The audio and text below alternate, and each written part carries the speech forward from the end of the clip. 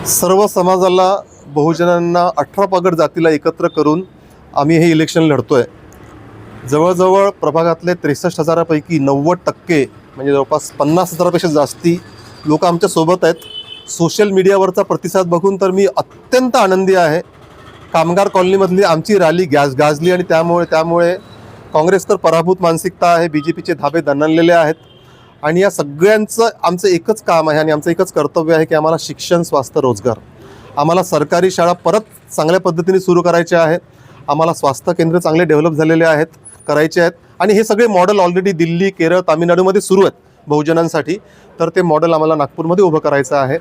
आणि लोकांच्या टॅक्सच्या पैशातून जमा झालेला सरकारी पैसा तो आता सभागृहाच्या माध्यमातून आम्हाला लोकांसाठी उपयोगात आणायचा आहे.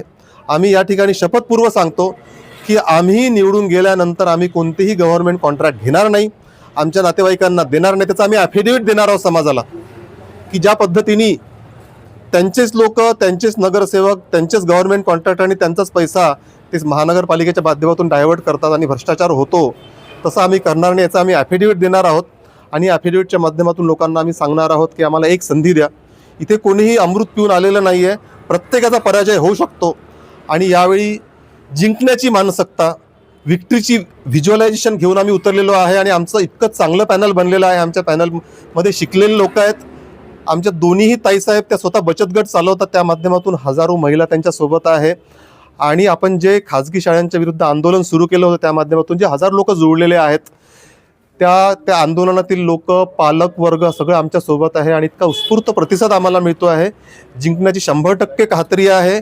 मीडिया आमचा स्वतःहून येऊन इंटरव्ह्यू घेतोय, याचा अर्थ दिसतोय की आम्ही विजयाची पहिली पायरी चढलो आहे. खूप खूप धन्यवाद. तुम्ही प्रिंट मीडिया, व्हिज्युअल मीडियाचं मी आभार मानतो की तुम्ही लोकशाहीचा चौथा आधारस्तंभ आहात. आमचा विचार प्रत्येक घरोघरी पोहोचवा. आणि जिंकणार आम्ही आहोत, आणि सभागृहामध्ये बसणार आम्ही आहोत, आणि सरकारी शाळा परत सुरू करणार आम्ही आहोत.